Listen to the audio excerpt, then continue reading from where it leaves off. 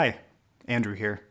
This video is a bit different from my normal project making video, but I want this channel to be about sharing woodworking in any format.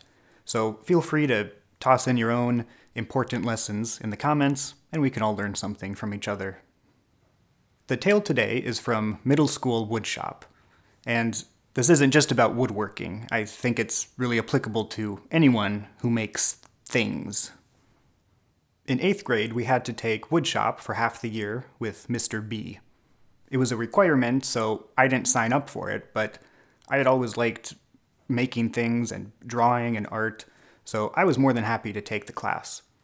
As it turned out, I really liked making the isometric drawings, and my mom even got me a set of triangles so I could make my own at home. So the main project for everyone to make was a box with a lid. I don't remember the tools or the process, honestly. I think Mr. B just kind of had to hold our hands through all of the steps. I suppose you don't want to turn a bunch of middle schoolers loose with a table saw. Anyway, here's mine. By the time it was my turn in line to pick out wood, all the walnut was gone, so I got maple for the sides. The lid is oak and walnut. I must have run all these things through a router table, but again, no memory of that. I know I used a spindle sander to make the handle with sort of a subtle grippable shape, which I think is actually quite effective. I even have the grading slip from Mr. B still in there. Nice job. Spelled my name wrong, but that's okay. So after all that, the thing that has stuck with me since that class and making this box was Mr. B talking to us about mistakes. Or not necessarily mistakes, but those little less than great things that you notice in a project as you're doing it.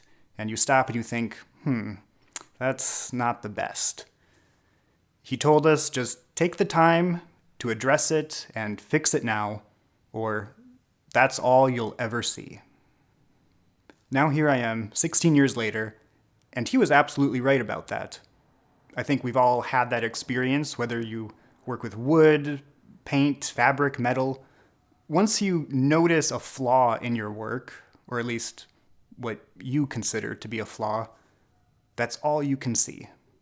In fact, on this box, even after hearing his whole monologue about that, which, knowing Mr. B, was probably a good 40 minutes long, I noticed these sort of chipped out spots along the top edge, and for whatever reason, I decided to ignore them.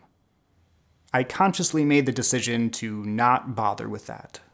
Maybe I had already been sanding these sides all day, and I was just ready to be done with this whole thing. I don't know. But Mr. B's words were true.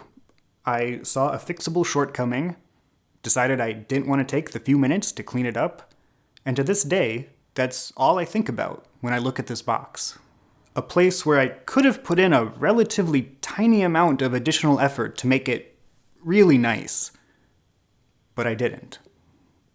And now, all these years later, whenever a similar temptation starts creeping into my mind as I'm working on a project, a spectral Mr. B appears, hovering over my shoulder, pleading with me to just take the 2 minutes to sand out that scuff mark. Trim that piece down more accurately. You could make that joint a little cleaner, couldn't you? Whatever it may be. I have to admit, I don't always listen, and sure enough, I usually regret it.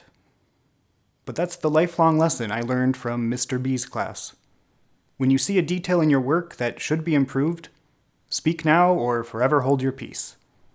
You know it when you see it. The point of all this is not saying, well, yeah, just do a good job in the first place. It's, why do you want to do a good job? It's about the importance and value of taking real pride in what you do and striving to do the best you can. Because some way, somehow, what you make is a reflection of you. Now, a quick digression into the world of classical guitar. Trust me, it's relevant. In the late 70s, Julian Bream did a series of masterclasses from his home. I won't try splicing in the clip lest the BBC hunt me down, but they're all on YouTube if you're interested. One of my favorite little moments from those, he has a guitarist next to him and they're working on a particular phrase in the music. And Julian Bream, very passionate guy, is trying to coax out the best possible performance from this person. And he says, "Now play it again, but with love." And I think that's the perfect summary for this video. Do it with love. Otherwise, what are you doing? If you love it, everything else will fall into place. You'll make sure all the details are right, you'll put in whatever time is needed, and you'll be proud of it. Of course, all that being said, you can never attain perfection, so you do need to know when to stop.